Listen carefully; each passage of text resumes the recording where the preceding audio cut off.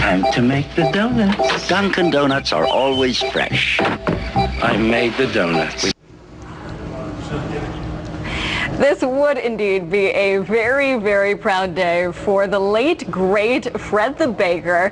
The place where he went every day to make the donuts is about to begin a new life as a public company. Dunkin' Brands, the owner and franchisor of Dunkin' Donuts and Baskin-Robbins stores, priced its IPO at $19 a share.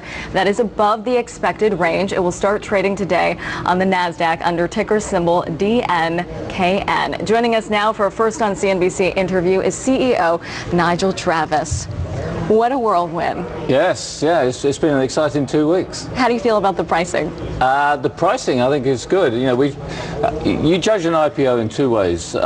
One is the demand, and the demand was fantastic. So we priced above the range, but we also want to have shareholders who are going to stay with us for some time.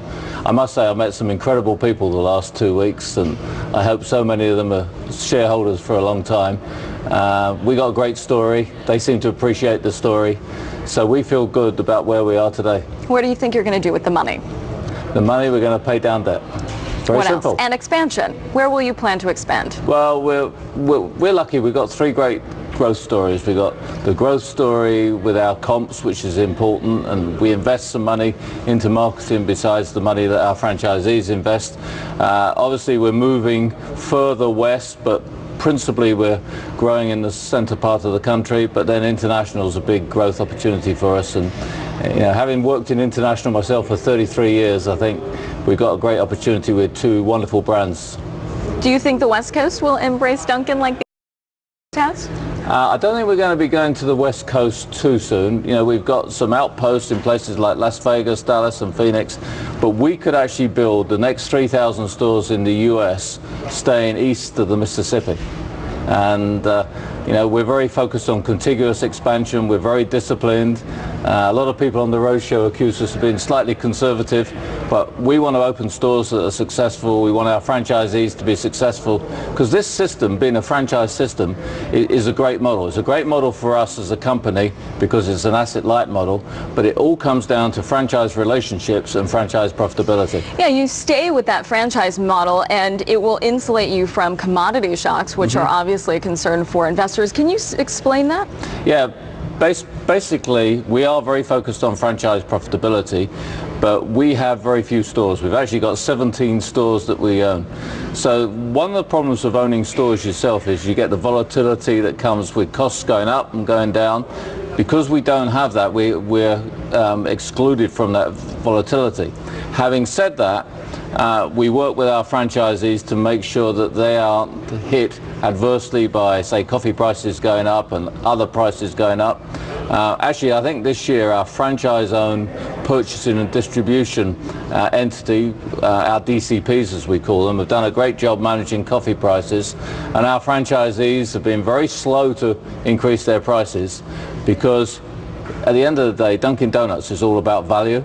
And so they've managed to manage not only the costs, but maintain our value positioning. You say you're not going west necessarily very quickly, but internationally, are you planning more expansion with Baskin-Robbins? Yeah, Baskin-Robbins is a jewel. I think one of the surprises to all the people we met, and we had 72 meetings in the last 2 weeks, is just how strong Baskin-Robbins is. We think Baskin can be everywhere.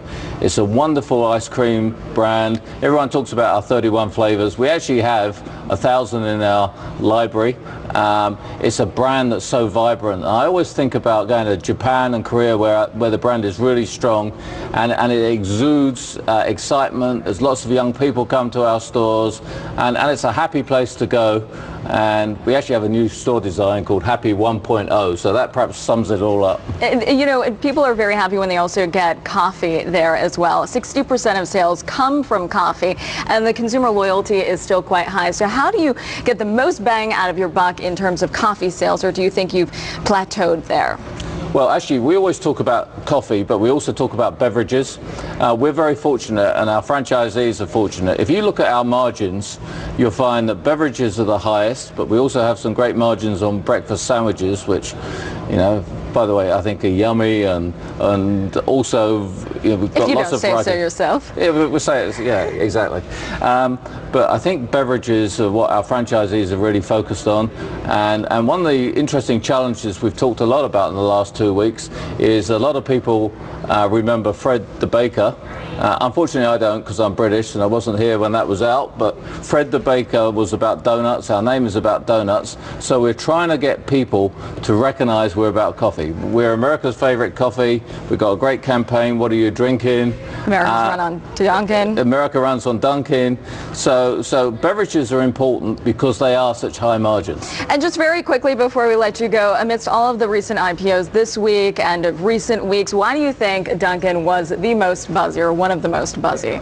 I think this brand has just got unbelievable buzz. I mean, I met someone the other week who went to Dunkin 17 times a week. So I said to him, so what do you do at Christmas? He said, I make sure everyone has Dunkin gift cards. So we got lots of fans.